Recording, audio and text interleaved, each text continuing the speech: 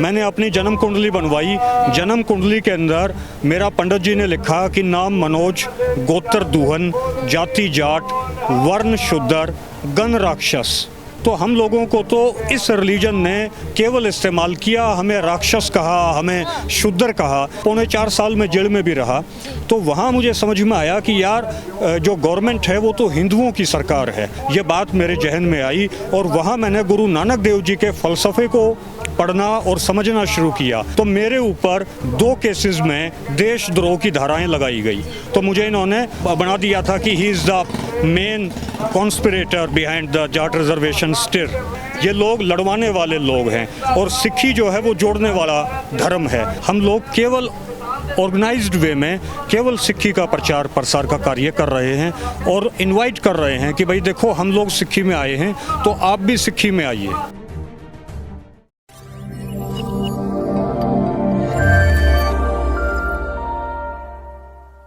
दर्शकों तुसी देख रहे हो पंजाब न्यूज़ ते मैं हरजीत कौर, जिथे तुहानू पता कि लगातार दिल्ली दियां बरूहां ते किसान डटे हुए ने। तां अज तुहानू एक ऐसी शख्सियत नाल मिलावांगे क्योंकि असी भी मिल के बहुत खुश होए हां।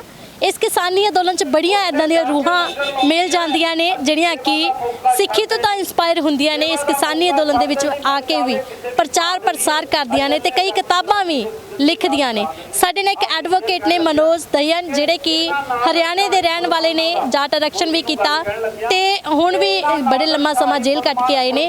तो तुहानू दस दईए कि जिहड़े मनोज दहियन ने हुण सिੱਖੀ ਵੱਲ ਵਧੇ ने ते सब तो वड्डी गल है कि अज उन्हां दे जिहड़े दोस्त हैगे आ ਉਹ भी नाल डट के किसानी अंदोलन च आए ने।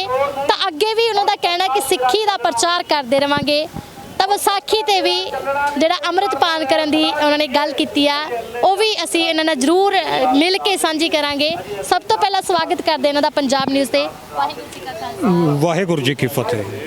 मनोज जी पहला तो असी तुहाडा बहुत स्वागत करते हैं क्योंकि तुसी इस लिबास दे विच आए हो। एक ਅਸੀਂ कह सकते हैं कि मनोज तो मनोज सिंह बनना तुसी तो किद्दां लगदा कि अज सिੱਖੀ ਨੂੰ समझिया, एक पता लगा कि हाँ सिੱਖੀ हुंदी की है। देखो जी, सिक्खी में आने के बाद ऐसा लगा कि जैसे भार उतर गया हो। जैसे सिक्खी में जब नहीं थे तो सिर पे एक भार था, एक जो है भार, एक अजीब सा भार हम लोग महसूस करते थे क्योंकि जो हिंदुइज़्म है ये केवल 3% लोगों द्वारा संचालित एक रिलीजन है। इसमें केवल जो ब्राह्मणवादी शक्तियां हैं केवल उनको ही फ़ायदा होता है। तो इस धर्म के अंदर हम लोग घुटन महसूस करते थे क्योंकि यहाँ हम लोगों की कोई रिस्पेक्ट नहीं। हम लोगों को शूद्र माना गया, जाट कम्युनिटी को शूद्र माना गया। मैंने अपनी जन्म कुंडली बनवाई। जन्म कुंडली के अंदर मेरा पंडित जी ने लिखा कि नाम मनोज, गोत्र दूहन, जाति जाट, वर्ण शूद्र, गण राक्षस। तो हम लोगों को तो इस रिलीजन ने केवल इस्तेमाल किया, हमें राक्षस कहा, हमें शूद्र कहा। तो और मुझे जो है जाट रिजर्वेशन मूवमेंट जो चली थी हरियाणा में 2016 में, उसमें मुझे 6 झूठे केसेस में इम्प्लिकेट करके गवर्नमेंट ने जेल में डाल दिया था। तो 4.25 साल में जेल में भी रहा। तो वहाँ मुझे समझ में आया कि यार जो गवर्नमेंट है वो तो हिंदुओं की सरकार है, वो मुसलमानों की सरकार नहीं है, वो ईसाइयों की सरकार नहीं है, वो सिखों की सरकार नहीं है, वो हिंदुओं की सरकार है। तो या तो ये लोग हमें हिंदू नहीं मानते, ये लोग हकीकत में हमें हिंदू नहीं मानते। ये जेल में जाने के बाद ये बात मेरे जहन में आई और वहाँ मैंने गुरु नानक देव जी के फ़लसफ़े को पढ़ना और समझना शुरू किया। तो जब मैंने गुरु नानक देव जी के फ़लसफ़े को पढ़ना समझना शुरू किया तो मुझे वहाँ समझ में आया कि अगर इस दुनिया में सही मायने में कोई धर्म है जो मनुष्यता की सेवा करता है तो वो सिख धर्म ही है। और सिख धर्म में आने के बाद ही हम लोग इन शक्तियों का जो इस मुल्क को गुलाम बना रही हैं, इनका हम लोग एक ऑर्गेनाइज्ड वे में मुकाबला कर सकते हैं। तो यही समझकर मैं सिक्खी में आया। वापसी कब हुई जेल से? मेरी वापसी हुई जेल से नवंबर 2019 में।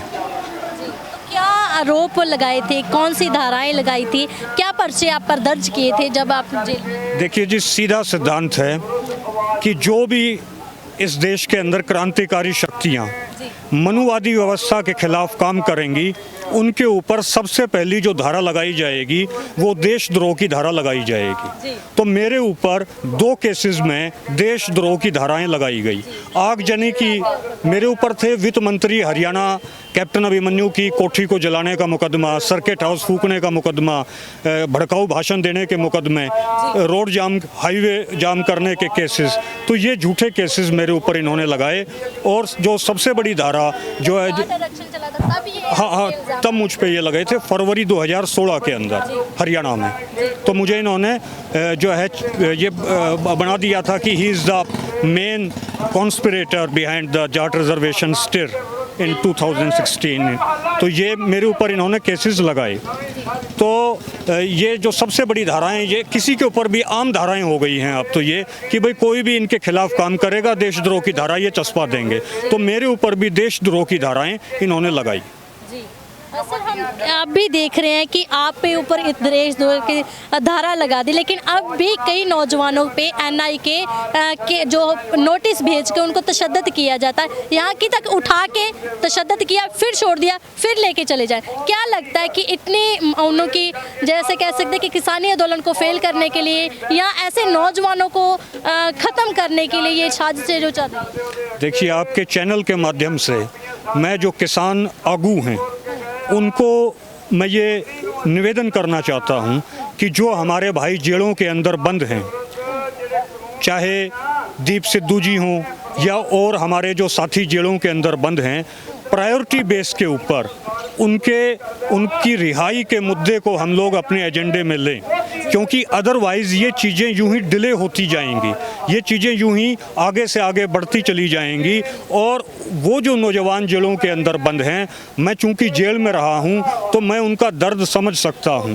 वो किस तरीके से बेबसी जेल के अंदर महसूस करते हैं, इस दर्द को हम लोग समझते हैं, इस दर्द को हम लोग जानते हैं। तो मैं ऐसा मानता हूं कि किसान आगुओं को, जो किसान लीडरशिप है, उनको प्रायोरिटी बेस के ऊपर जो है इस चीज़ को एजेंडे पर लेना चाहिए कि भाई सबसे पहले हमारे जो नौजवान भाई जेलों के अंदर बंद हैं वो बाहर आएँ।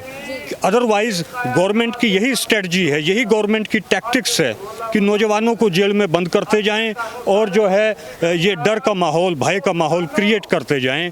हालांकि हम लोग सिख नौजवान, हरियाणा के नौजवान घबराने वाले नहीं हैं।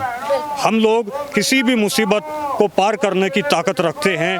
सरकार घबराई हुई है, सरकार घबराएगी, हम लोग घबराने वाले नहीं हैं, ये भी पक्की बात है। और इस मूवमेंट को चूंकि खुद गुरु नानक देव जी महाराज इस मूवमेंट को लीड कर रहे हैं, तो ये मूवमेंट हम लोग जीतेंगे, इसमें भी कोई दो राय नहीं है।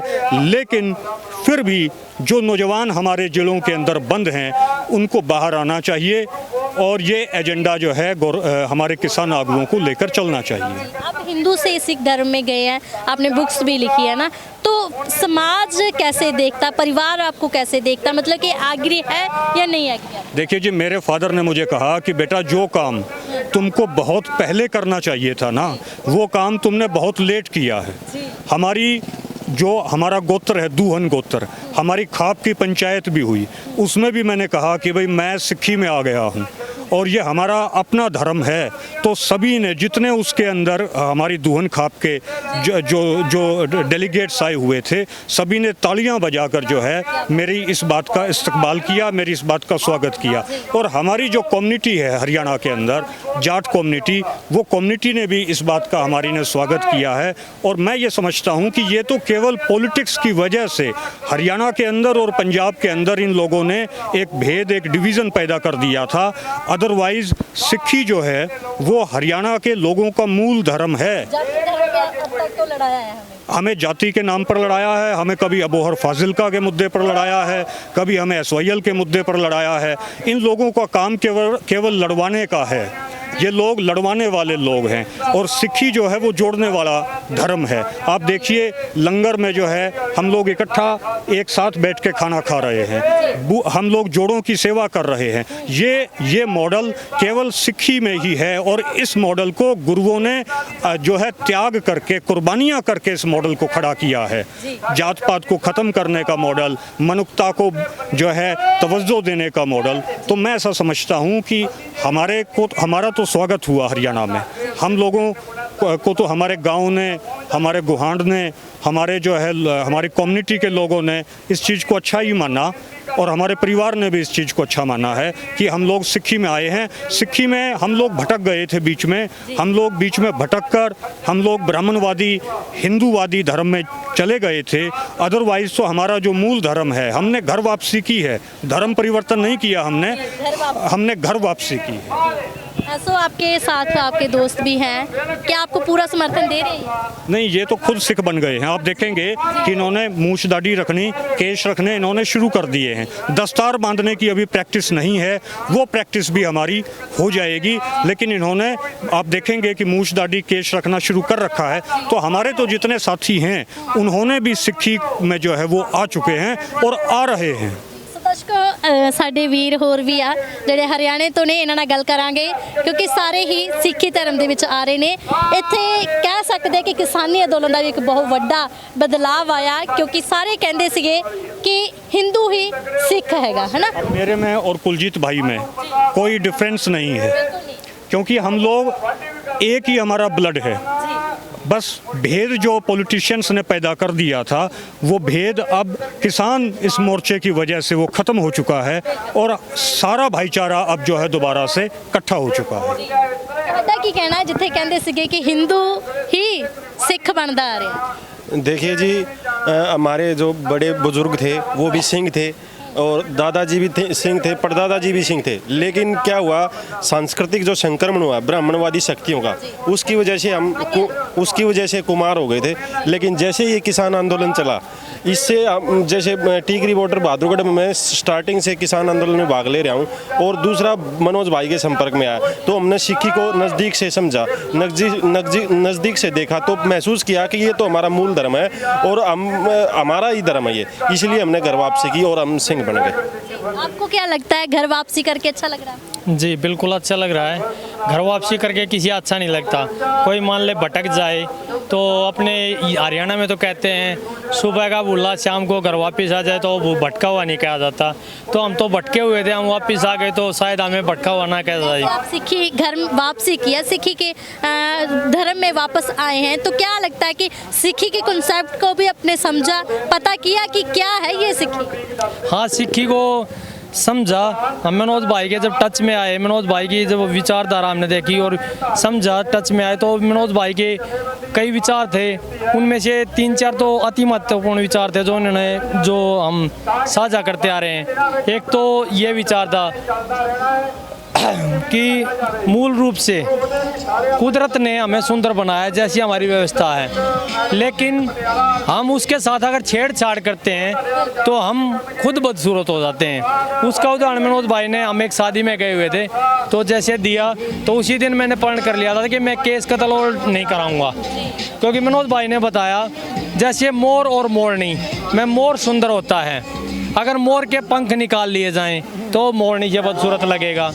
और बिल्ली और बेलाऊ के बाल होते हैं और जब उसके बाल निकाल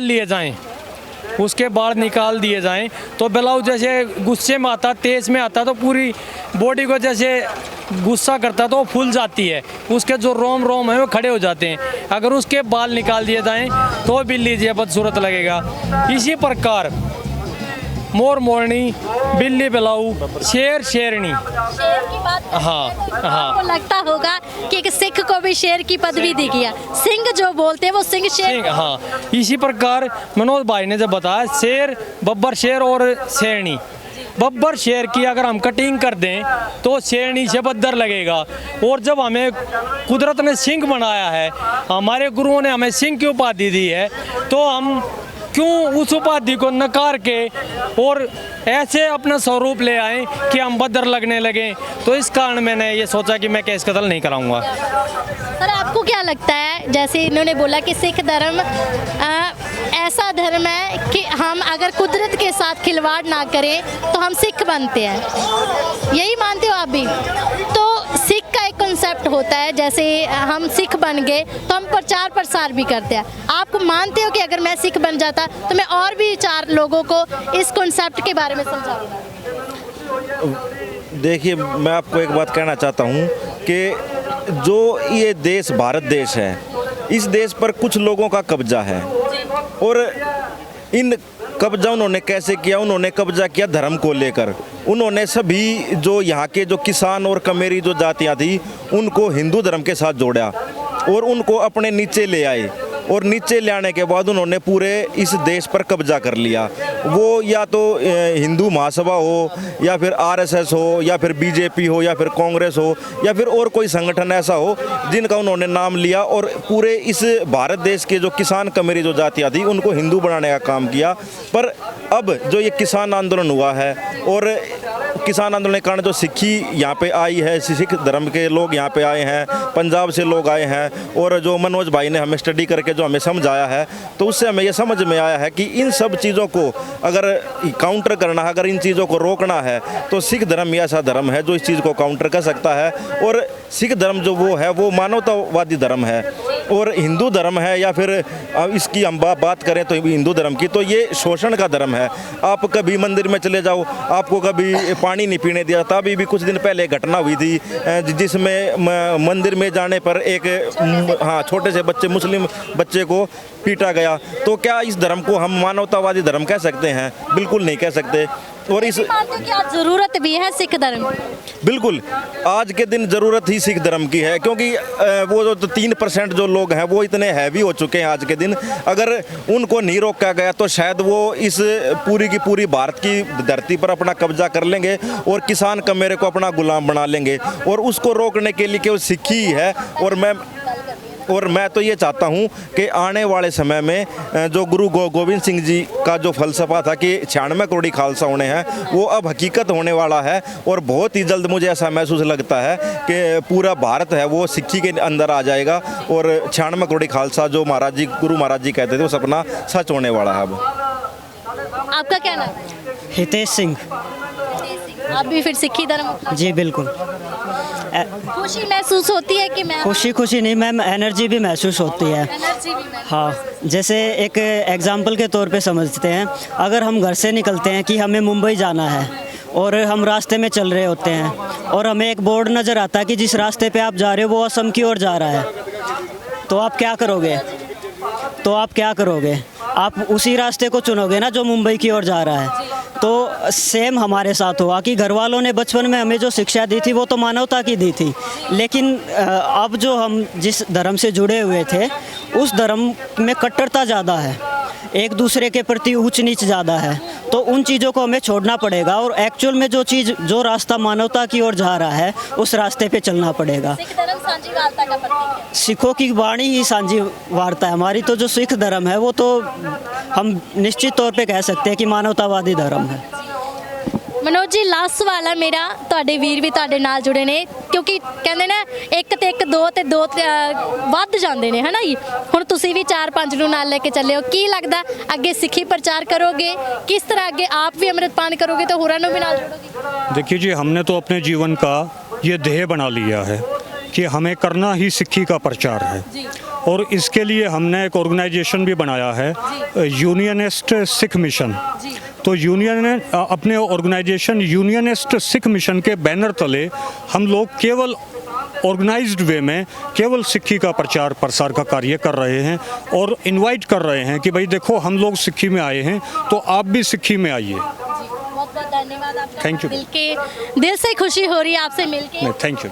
दर्शकों, इदां ਦੀਆਂ ਸ਼ਖਸੀਅਤਾਂ ਘੱਟ ਹੀ ਹੁੰਦੀਆਂ ਜਿਹੜੀਆਂ ਕਿ ਇੰਨੇ ਵੱਡੇ ਪੱਧਰ ਤੇ ਆਪਣੇ ਸਮਾਜ ਦੇ ਵਿੱਚ ਸਿੱਖੀ ਦਾ ਪ੍ਰਚਾਰ ਕਰ ਹਰਿਆਣੇ ਦੇ ਰਹਿਣ ਵਾਲੇ ਨੇ, ਹਿੰਦੂ ਧਰਮ ਤੋਂ ਸਿੱਖ ਧਰਮ ਦੇ ਵਿੱਚ ਤਬਦੀਲ ਹੋਏ ਨੇ ਕਿਉਂਕਿ ਸਮਝਿਆ ਕਿ ਸਾਡਾ ਸਿੱਖ ਧਰਮ ਕੀ ਹੈ। ਕਿਉਂਕਿ ਗੁਰੂ ਤੇਗ ਪਾਤਸ਼ਾਹ ਦੀ ਗੱਲ ਕਰਦੇ ਆ ਤਾਂ ਉਹਨਾਂ ਨੇ ਵੀ ਮਾਨਵਤਾ ਲਈ, ਉਹਨਾਂ ਨੇ ਵੀ ਹਿੰਦੂ ਧਰਮ ਨੂੰ ਬਚਾਉਣ ਦੇ ਲਈ ਅੱਜ ਜਿਹੜਾ ਆਪਣਾ ਬਲੀਦਾਨ ਉਹ ਦਿੱਤਾ ਸੀ ਤੇ ਅੱਜ ਲੋੜ ਹੈ ਸਾਨੂੰ ਸਿੱਖ ਧਰਮ ਦੇ ਵਿੱਚ ਤਬਦੀਲ ਹੋਣ ਦੀ। ਸੋ ਬਣੇ ਰਹੋ ਪੰਜਾਬ ਨਿਊਜ਼ ਦੇ ਨਾਲ। ਧੰਨਵਾਦ।